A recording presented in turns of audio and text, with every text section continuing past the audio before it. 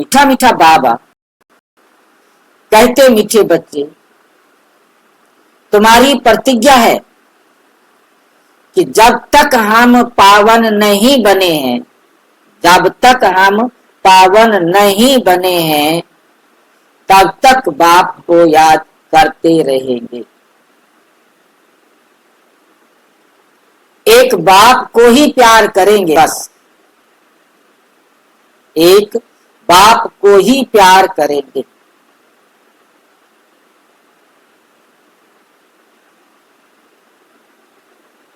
ये हम सबका वायदा है या सिर्फ हम सुन रहे हैं? ये बाबा के साथ हम वायदा कर रहे हैं, अपने साथ हम वायदा कर रहे हैं, या सिर्फ सुन रहे हैं फिर सोचेंगे? भाई ये वायदा भी है और हमारा लक्ष्य भी है। लक्ष्य भी है और वायदा भी।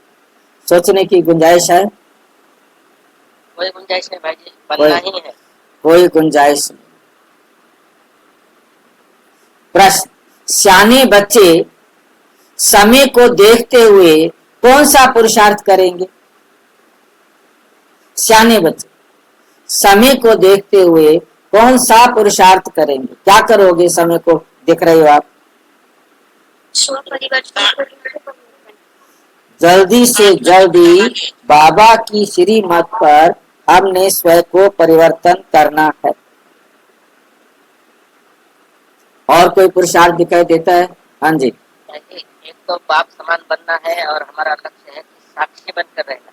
साक्षी बनकर रहना है और बाप समान बनना है।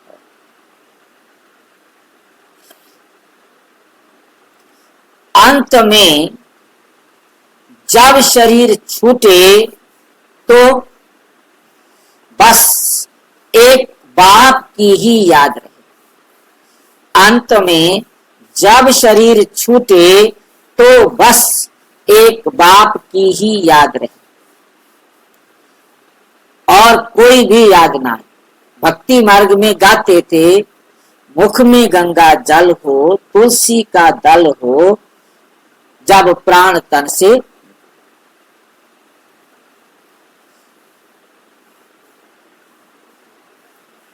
ऐसा पुरुषार्थ सियाने बच्चे अभी से करते हैं।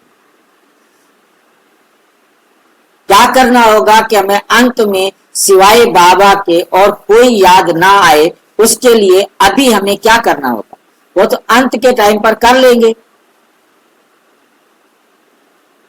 निरंतर याद, श्वासोश्वास बाप समान बनने का अभी से क्या जरूरत है? जी बहुत काल का अभ्यास है, अंत में काम आएगा। अच्छा, ये समस्या अभ्यास होगा तो काम आएगा, नहीं तो नहीं काम आएगा। बहुत काल का निरंतर याद करने का अभ्यास अंत में काम आएगा। अभी यदि हमने किसी भी प्रकार की गफलत की तो अंत में वही गफलत आएगी और बाबा याद नहीं आएगा। पहले से इतनी सावधानियां देने की जरूरत है क्या? 1 घंटा 2 घंटा पहले बता देवे। अब इतने टाइम से पता नहीं। हाँ जी, याद का बल चाहिए। एक शिव बाबा, दूसरा न कोई, यही हमेशा याद रखना है। अभी से हम क्यों याद रखें ना? इतना अभी टाइम पता नहीं, विनाश पे 50 साल पड़े हैं, 100 साल पड़े हैं, कब होगा?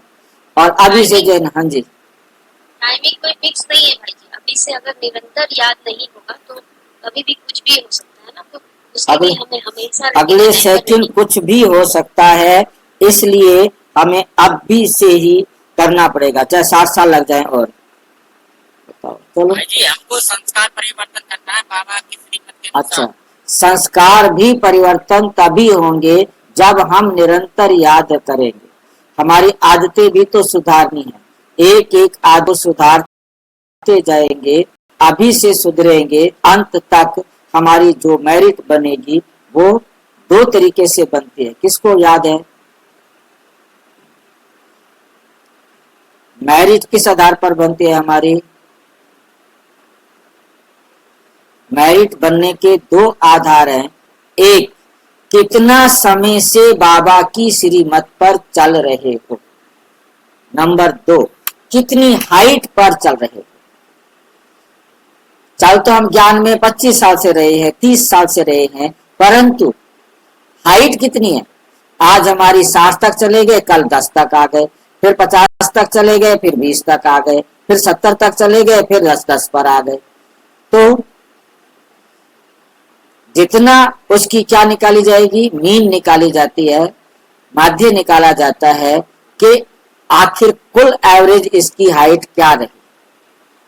तो तब जो है ना जाकर के लंबाई और ऊंचाई दोनों को देखा जाता है, दोनों के आधार पर मेरिट बनती।